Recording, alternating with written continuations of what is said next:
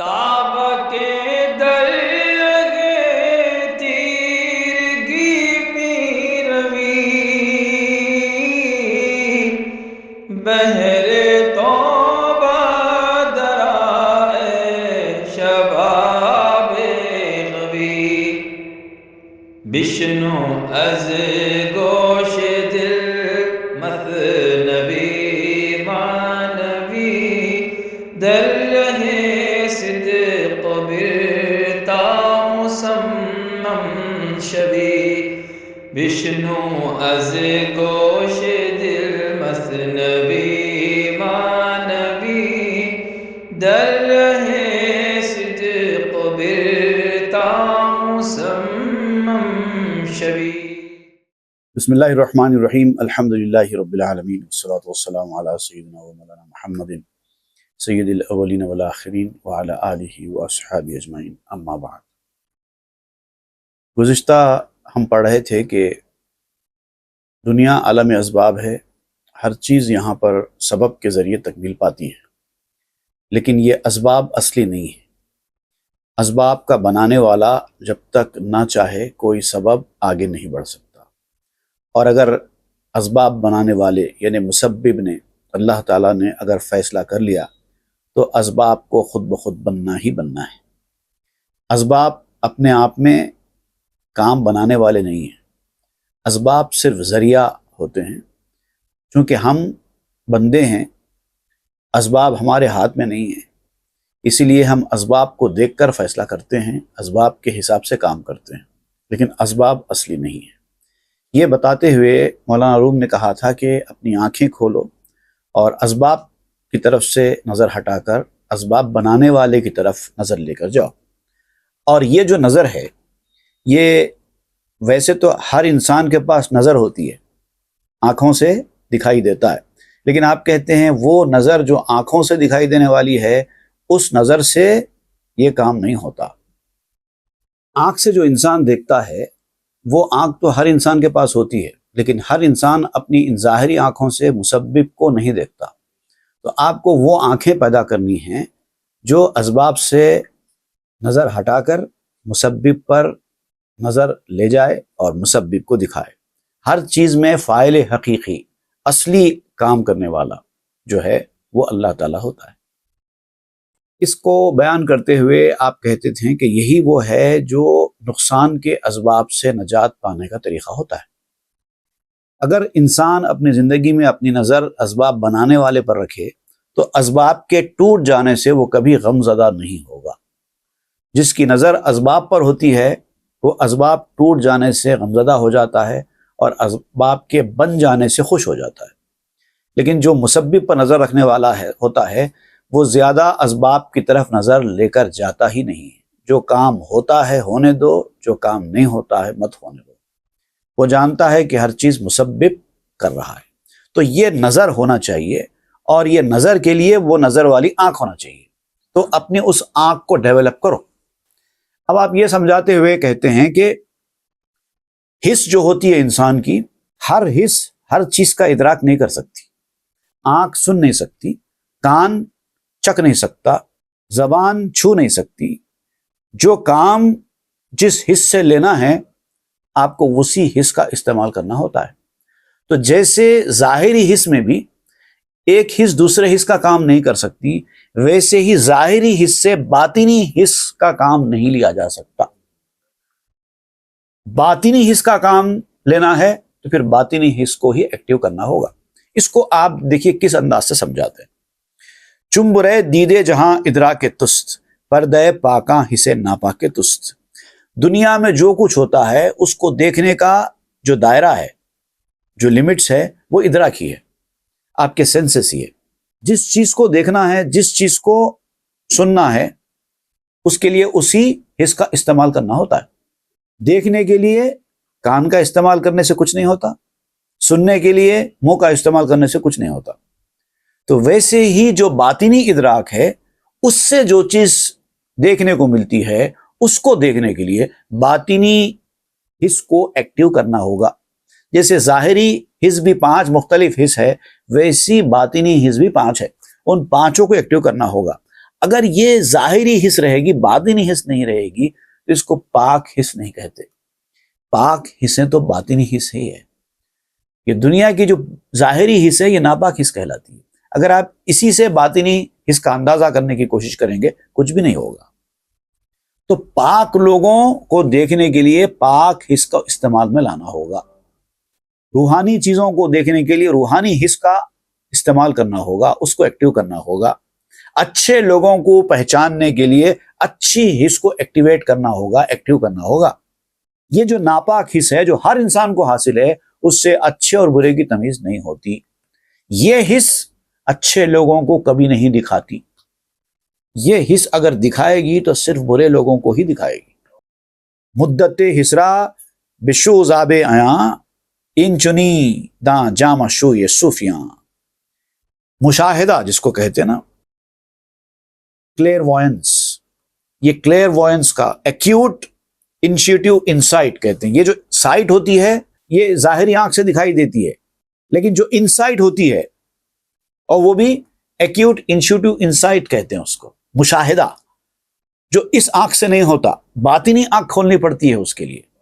تو وہ مشاہدے کے پانی سے اس حس کو ڈیولپ کرنا ہوگا اور ایک مدت تک دھوتے رہنا ہوگا، تب جا کے وہ حس صاف ہوگی۔ تو مشاہدے کا پانی ہونا، اس کے بعد وہ حس پاک ہوگی، صاف ہوگی۔ ان چنیدہ جامع شو یہ صوفیاں، اور یہی وہ طریقہ ہے مشاہدے کے پانی سے اپنے باطنی حس کو دھونا۔ اس کام کے لیے جو چیز چاہیے وہ چاہیے صوفیوں کے کپڑے دھونا۔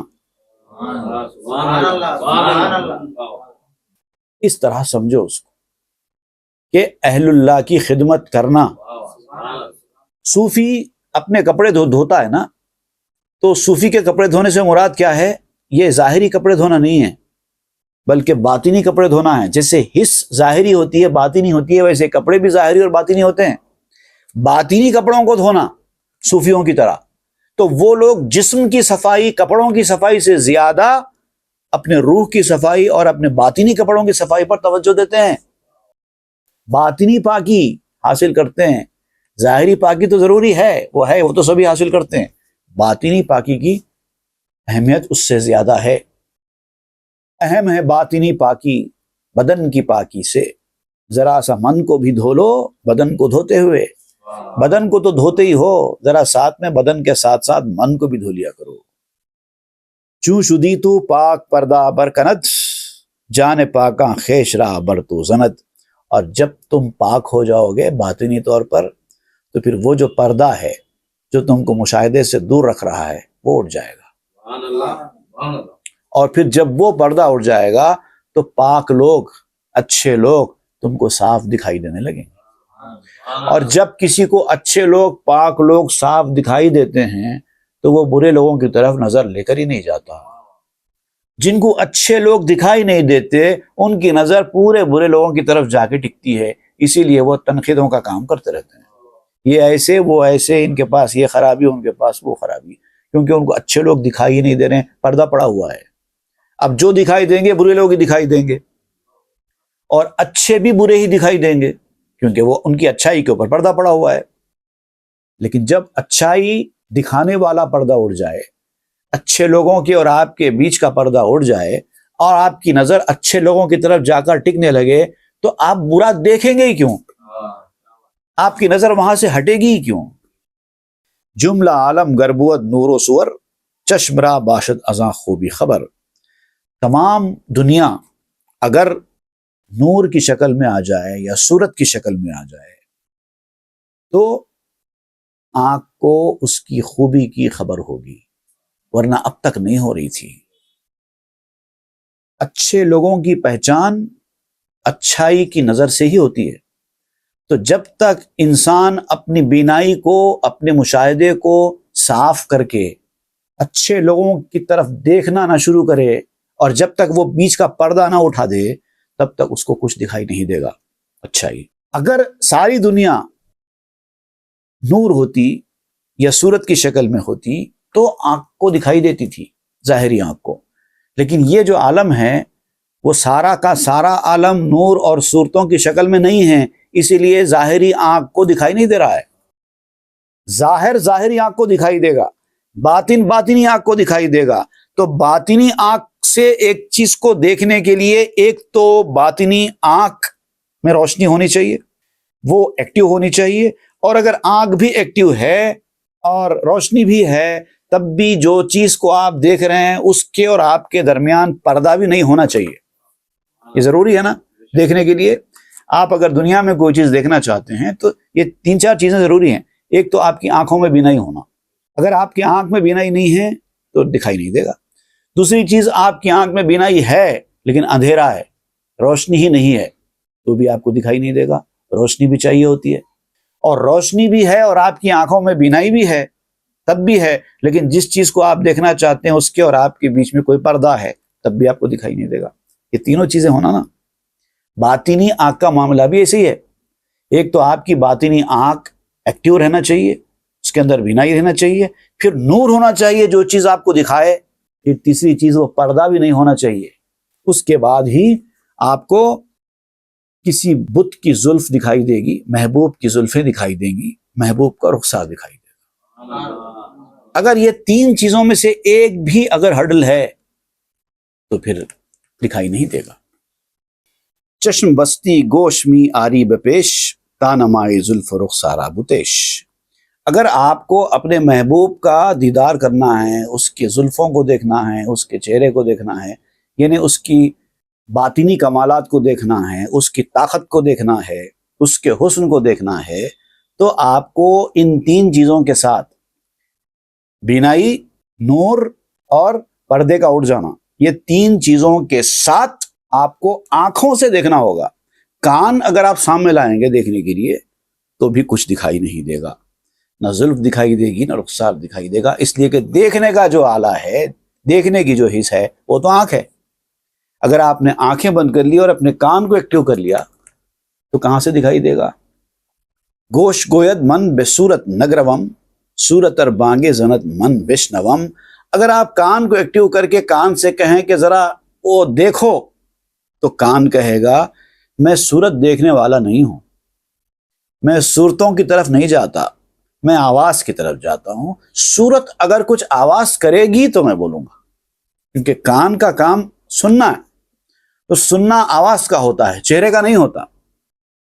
کان کہے گا کہ اگر آپ جس صورت کو دیکھنے کے لیے مجھے کہہ رہے ہیں اگر وہ کچھ آواز کرے گی تو وہ آواز سن کے میں بتا سکتا ہوں، چہرہ تو آواز نہیں کرتا، میں کیسے دیکھوں؟ گوش گوید من بے صورت ننگرم، حس چشمستاں زدیدن قاصرم۔ تو پھر کان کہے گا کہ میں صورت کو دیکھتا ہی نہیں، دکھائی نہیں دیتی مجھے صورت۔ دیکھنے کا کام تو آنکھ کی حص کا ہے، میں نہیں دیکھ سکتا۔ عالمم من لیک اندر فن خیش، فن من جس حرف صوت نیست بیش۔ میں عالم ہوں، میں جاننے والا ہوں، کان کہتا ہے۔ عالم کس کو کہتے ہیں؟ کہ جس چیز کے اندر کوئی نالج ہو، کوئی صلاحیت ہو، وہ عالم ہوا۔ تو کان بھی ایک عالم ہے، علم رکھنے والا ہے، صلاحیت رکھنے والا ہے، لیکن آپ کہتے ہیں کہ کان جو صلاحیت رکھنے والا ہے وہ اپنے فن کا عالم ہے، سننا اس کا فن ہے۔ کان سننے کے فن کا عالم ہے، ماہر ہے۔ میرا فن آوازیں ہیں، حروف ہیں، ورڈز ہیں، اس سے زیادہ نہیں۔ کان بھی عالم ہے، آنکھ بھی عالم ہے، منہ بھی عالم ہے۔ منہ بولنے کا عالم ہے، آنکھ دیکھنے کی عالم ہے، کان سننے کا عالم ہے۔ ہی بیا بینی ببی ای خوب را، میست بینی درخوری مطلوب را۔ اب جب کان نے انکار کر دیا دیکھنے سے تو آپ نے ناک سے کہا اے ناک تو دیکھ جا کے۔ کان تو کہتا ہے کہ میں نہیں دیکھ سکتا، ناک تو جا، تو اس حسین چہرے کو دیکھ اور دیکھ کر بول۔ تو ناک بھی کہے گا میں بھی اس کو دیکھنے کے لائق نہیں ہوں۔ آپ بہت غلط جگہ پہ آ رہے ہیں۔ آپ نے کان کے پاس جا کر کان کو دیکھنے کے لیے کہا تو بھی غلط کیا، اب ناک کے پاس آ کر ناک کو کہہ رہے ہیں کہ دیکھ تو بھی غلط کر رہے ہیں۔ جو کام جس سے لیا جانا ہے اس سے ہی لینا چاہیے۔ گر بود مشکو گلاب بوبرم، فن من اینست علم و مخبرم۔ اگر کوئی مشک ہو، کوئی گلاب ہو یا کوئی چمیلی ہو، موگرا ہو، کچھ ایسی خوشبودار چیز ہو، وہ اگر ہے، اس کو سونگ کر بتانا ہے، اس کے بارے میں کچھ خبر دینا ہے، تو میں خدمت کے لیے حاضر ہوں۔ میں فن والی بھی ہوں، میں تجربے والی بھی ہوں، میں علم والی بھی ہوں، سب کچھ ہے میرے پاس، لیکن سونگنے کی حد تک میں آپ کو بتاؤں گی۔ آپ جس خوشبو کو سونگ رہے ہیں وہ گلاب کی خوشبو ہے یا مشک کی خوشبو ہے یا عنبر کی خوشبو ہے، سندل کی خوشبو ہے، کس چیز کی خوشبو ہے میں آپ کو بتاؤں گی۔ ماہر ہوں میں اپنے فن میں، لیکن دیکھنے کا کام مجھ سے نہیں ہوتا۔ کہ ببینم من رخ آسیم ساخ ہی مکن تکلیف مال لیسا یتاخ۔ اس چاندی سی پنڈلی والے خوبصورت محبوب کا چہرہ میں کیسے دیکھ سکتی ہوں؟ وہ بہت خوبصورت ہے آپ کا محبوب، لیکن میں نہیں دیکھ سکتی۔ تو جو طاقت جس کے پاس ہے اس کو وہی کام دو۔ طریقہ یہ ہے کہ جو صلاحیت جس کے پاس ہوتی ہے اس سے ریلیٹڈ کام اسی کے سپرد کیا جانا چاہیے۔ یہی عقل مندی اور دانش مندی کا تقاضا ہوتا ہے۔ ہر کام ہر کسی سے نہیں لیا جاتا، ہر کام ہر کسی کو نہیں دیا جاتا، ہر کام ہر کوئی کر نہیں سکتا۔ بعض حصے کش نبیند غیر کش، خواہ کش غش پیش او یا راست غش۔ اچھا، اس میں بھی جو حص ہوتی ہے جس سے آپ کام لیا جاتا ہے وہ حص سیدھی ہونا چاہیے۔ جس سے کام لیا جاتا ہے اگر وہ حص کسی کے پاس ہے اور آپ کسی حص کا استعمال کر رہے ہیں تو وہ حص بھی سیدھی ہونی چاہیے۔ ٹیڑھی حص اگر ہوگی تو پھر وہ ٹیڑھا ہی دکھائے گی۔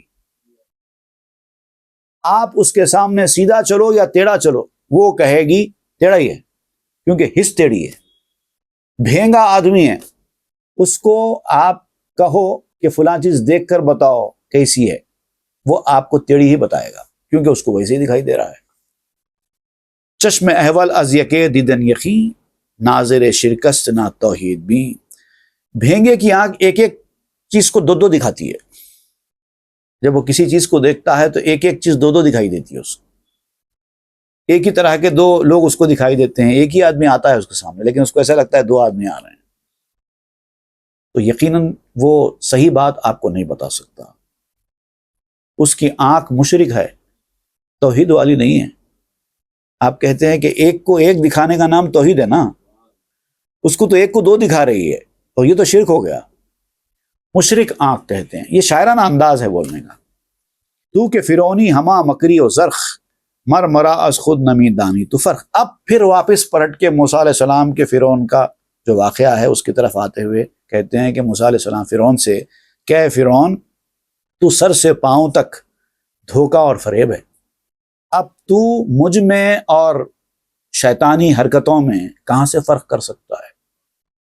تو بھینگا ہے، تیرے اندر وہ صلاحیت ہی نہیں ہے کہ حق اور باطل کو پہچاننے کی، اسی لیے تو ایسا کہہ رہا ہے کہ اللہ کی جانب سے حق کے راستے پر رہ کر جو اللہ تعالیٰ معجزے دکھا رہا ہے، جو اللہ تعالیٰ اپنی مدد کے ذریعے اپنے دین کو آگے بڑھانے کے لیے جو دکھا رہا ہے، تو اس کو جادو سمجھ رہا ہے۔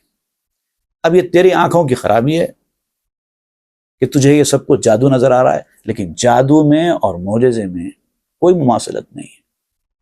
من گرز خود در منے کشباش تو تا یہ کہ تو را نبینی تو دو تو۔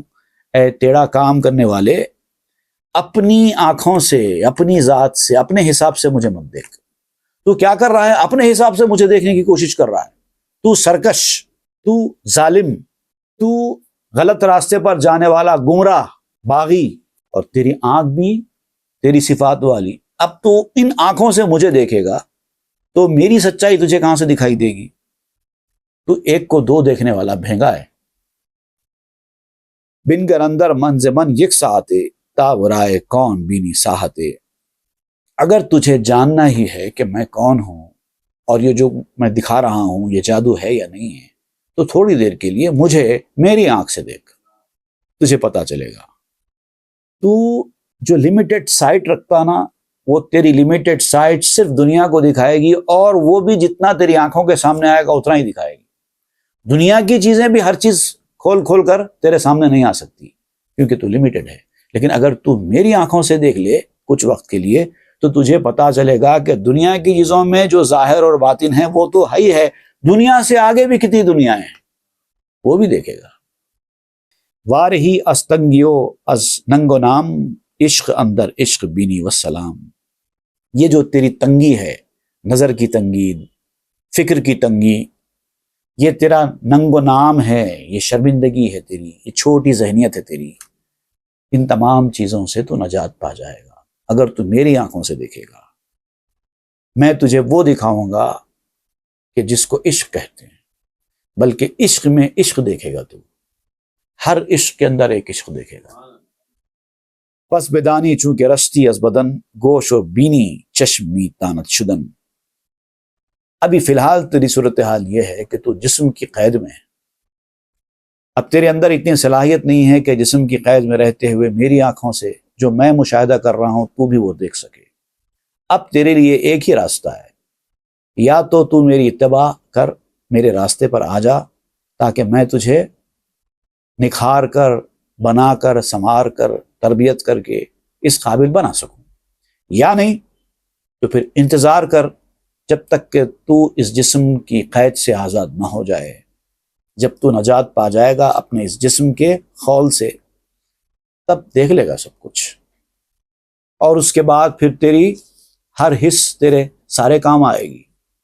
کان بھی دیکھے گا، ناک بھی سنے گی، اور آنکھ بھی بولے گی، سب ہوگا. جب تک تو اس دنیا کے خول میں ہے، جب تو اس حص کی دنیا میں ہے، تب تک ہر کام کے لیے تجھے ایک حص الگ چاہیے. لیکن جب تو اس حص کی دنیا سے نکل جائے گا، روحانیت کی دنیا میں چلا جائے گا، وہاں پر تجھے اس کی ضرورت ہی نہیں پڑے گی. دیکھنے کے لیے آنکھ چاہیے، سننے کے لیے کان چاہیے، ایسا کچھ نہیں ہوگا. اب کیسے، یہ کیسے ممکن ہے؟ کان دیکھ رہا ہے، ناک بول رہی ہے، یہ کیسے ممکن ہے؟ اس کی مثالیں دنیا کی بعض چیزوں سے مولانا روم دے رہے ہیں. اب آئیے مولانا روم کا جو انداز ہے مثالیں دینے کا، اس کا کمال دیکھیے. راست گفتست آں شہ شیریں زباں، چشم گردت مو بموئے عارفاں. اس حوالے سے ایک میٹھی بولی بولنے والے ایک شاہ نے بڑی پیاری بات کہی اور بڑا سچ فرمایا ہے.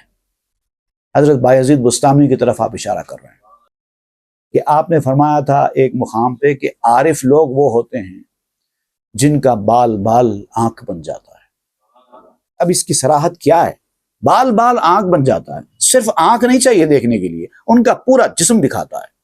ان کے ناخن سے بھی ان کو دکھائی دیتا ہے، ان کے بالوں سے بھی ان کو دکھائی دیتا ہے، ان کے پاؤں ہاتھ سے بھی ان کو دکھائی دیتا ہے. یہ حضرت بایزید بستامی نے فرمایا تھا. اس کی حقیقت کیا ہے آپ کے یہ قول کی، وہ سمجھائیں گے. جسم را چشم نبود اول یقین، در رحم بودو جنین گوشتی.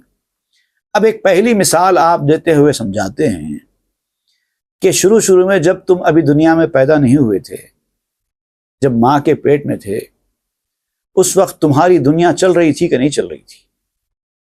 تم دیکھ بھی رہے تھے، کھا بھی رہے تھے، پی بھی رہے تھے، سب کچھ تمہاری زندگی آگے چل رہی تھی.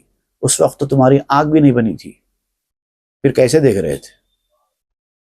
ابھی آنکھ، ناک، کان، منہ، ہاتھ کچھ نہیں بنا، گوشت کا ایک لوتھڑا تھا خالی پیٹ کے اندر، مگر برابر حرکت تھی، برابر تمہاری زندگی چل رہی تھی. پہلی مثال. علت دیدن مداں پی اے پسر، ورنہ خواب اندر ندید کسور. اے بیٹا اب دوسری مثال سمجھ. اگر تو سمجھتا ہے کہ یہ جو آنکھ ہے تیری، جو چربی کی بنی ہوئی ہے، گوشت کی بنی ہوئی ہے، یہ تجھے دکھانے والی ہے، یہی چربی تجھے بینائی کا سبب بن رہی ہے، دیکھنے کا سبب بن رہی ہے، تو پھر اس وقت جب تیری آنکھیں بند ہوتی ہیں، جب تو دیکھتا ہے، جس کو تو خواب کہتے ہیں، وہ کس سے دیکھتا ہے؟ یہ آنکھیں تو بند ہیں، چربی والی آنکھیں تو بند ہیں. آپ کو اپنا ہوش بھی نہیں ہے کہ کہاں سو رہے ہیں، اس کا بھی پتہ نہیں ہے، لیکن پھر بھی کیا کیا دیکھ لیتے ہیں، کہاں کہاں چلے جاتے ہیں. یہ کون سی آنکھ سے دیکھ رہے ہو؟ آں پریو دیو می بینت شبیہ، نیست اندر دیدگانے ہر دو پی. یہ پری، دیو، یہ جن، یہ جو دوسری مخلوق ہیں، یہ بھی تو چیزیں دیکھتے ہیں، لیکن ان کو کوئی آنکھیں نہیں ہوتی، ان کو آنکھوں کی چربی ہوتی ہی نہیں ہے. لیکن یہ لوگ دیکھتے ہیں نہیں دیکھتے ہیں، سب دیکھتے ہیں۔ نور را باپی خود نسبت نبود، نسبتش بخشید خلاق ودود۔ سب سے اہم بات یہ یاد رکھو کہ دکھائی دینے کو، آنکھوں کی روشنی کو، سائٹ کو اس چربی سے کوئی نسبت نہیں ہے، اس گوشت سے کوئی نسبت نہیں ہے، بلکہ یہ نسبت بنانے والے نے دی ہے۔ اسی لیے اللہ تعالیٰ نے انسان کو بناتے ہوئے آنکھوں کے اندر، آنکھوں کی گوشت کے لوتھڑے کے اندر، چربی کے اندر، یہ آنکھ بھی کیا ہے، چربی کی بنی ہوئی ہے، اس کے اندر وہ صلاحیت رکھی ہے دیکھنے کی، اسی لیے آنکھ دیکھ پا رہی ہے، ورنہ آنکھ کے اندر کچھ بھی نہیں ہے۔ آپ آنکھ کھول کے دیکھیے، آپریشن کر کے دیکھیے اندر کیا نکلتا ہے دیکھنے کے لیے، کچھ بھی نہیں، وہ جو کچھ ہے سب گوشت ہے اور کچھ نہیں ہے۔ آفتھلمولوجسٹ کے پاس جائیے، جہاں کہ آنکھ کی ساری کہانی معلوم کریے، کیا ہے ایسا آنکھ کے اندر جو دکھائی دے رہا ہے؟ وہ کہے گا کچھ نہیں ہے، اوپر سے لے کے نیچے تک صرف گوشت ہی گوشت ہے۔ اب اس گوشت کے مختلف صورتیں ہیں، مختلف شکلیں ہیں، اس کے مختلف نام رکھ دیے گئے ہیں، بس اتنا ہی اور کچھ بھی نہیں ہے، تو سارا گوشت ہی گوشت۔ آدم است خاک کہ ماند بخاک، جن نیست از نار بے ہیچ اشتراک۔ اب دیکھیے آدم علیہ السلام کی پیدائش مٹی سے ہوئی ہے، لیکن کیا آدم علیہ السلام مٹی سے مشابہت رکھتے ہیں؟ کوئی ریزمبلنس ہے آدمی کو مٹی سے دکھائی دینے میں؟ ہر آدمی مٹی سے بنا ہے، لیکن کیا آپ کو لگتا ہے کہ آپ کے جسم کے اندر کہیں کوئی مٹی ہے؟ بعض لوگ تو تعجب کرتے ہیں کہ بھئی ہم تو گوشت کے بنے ہیں لیکن مٹی کے کہتے کیوں ہیں ایسا؟ لیکن مٹی کے ہی ہیں، لیکن آپ کو مٹی دکھائی نہیں دیتی۔ یہ تو نظام ہے اللہ تعالیٰ کا، مٹی سے گوشت بنا دیا گیا ہے، لیکن یہ گوشت ہے مٹی کا، تو مناسبت ظاہری طور پہ کچھ نہیں ہے۔ اسی طریقے سے جن آگ سے پیدا ہوئے ہیں، آگ کی مخلوق ہیں، لیکن اگر کوئی جن کو دیکھے تو اس کو آگ دور دور تک کہیں دکھائی نہیں دے گی، وہ تعجب کرے گا کہ یہ جن آگ سے پیدا ہوا ہے، یہاں تو آگ ہے ہی نہیں، میں تو اس کو ہاتھ لگا رہا ہوں مگر میرا ہاتھ نہیں جل رہا ہے، جبکہ مخلوق آگ کی ہے۔ آگ کی مخلوق کسی کے گھر میں داخل ہو رہی ہے، گھر کی کوئی چیز نہیں جل رہی ہے، جبکہ آگ کی مخلوق ہے۔ ابلیس آگ سے بنا ہے، ہر گھر میں داخل ہوتا ہے، ہر کسی کو بھٹکاتا ہے، آپ کے اوپر بیٹھ کر آپ کے کان میں وسوسے ڈالتا ہے، آپ کے پاؤں دباتا ہے۔ بنا کس سے ہے؟ آگ سے۔ جب وہ پاؤں دبا رہا ہے تو آپ کا پاؤں جلتا کیوں نہیں ہے اس کے پاؤں دبانے سے؟ یہی تو کمال ہے تخلیق کا۔ نیست مانندہ آتش آپری، گرچہ اصلش اوست چومی بن گری۔ اسی طریقے سے جو پریاں ہوتی ہیں وہ بھی آگ کے مشابہ نہیں ہیں، اگرچہ کہ ان کی اصل بھی آگ ہے، وہ بھی آگ سے بنی ہیں، ان کی اوریجن بھی آگ ہی ہے۔ ان چیزوں پر غور کرو، غور کریں گے تو سمجھ میں آئے گا۔ نسبت ای فراہا با اصلہا، ہست بیچوں ارچ دادش وصلہا۔ یہ فروع ہیں، یہ ڈیریویٹیوز ہیں، اور ان ڈیریویٹیوز کی اپنے اصولوں سے نسبت بے مثال ہے، اپنے اوریجنل سے جہاں سے وہ بنے۔ The relation of these derivatives to the originals is affable۔ کوئی مثال نہیں ہے اس کی، اور اسی طرح اللہ تعالیٰ نے ان کو ملا دیا ہے، جوڑ جوڑ کر کے ملا دیا ہے۔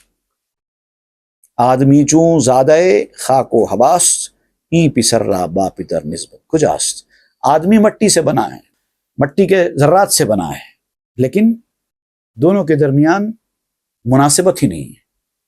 آدمی کا باپ کون ہے؟ اصل میں اگر پوچھا جائے آدمی کا باپ کون ہے، آپ اپنے باپ کا نام لیں گے، وہ ان کے باپ کا نام لے گا، لیتے لیتے لیتے لیتے آدم علیہ السلام تک پہنچ جائیں گے۔ اس کے بعد آدم علیہ السلام کا باپ کون ہے؟ اب یہ سوال کریں گے تو آپ کیا کہیں گے؟ آدم علیہ السلام کا باپ مٹی ہے۔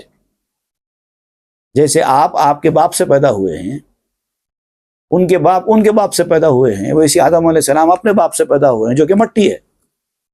لیکن آدم علیہ السلام کو مٹی سے ظاہری طور پہ کوئی نسبت نہیں ہے، بیٹے کو باپ سے نسبت ہی نہیں ہے۔ نسبت گر ہست مخفی اسخرت، ہست بے چون خرت کہ بے پرد۔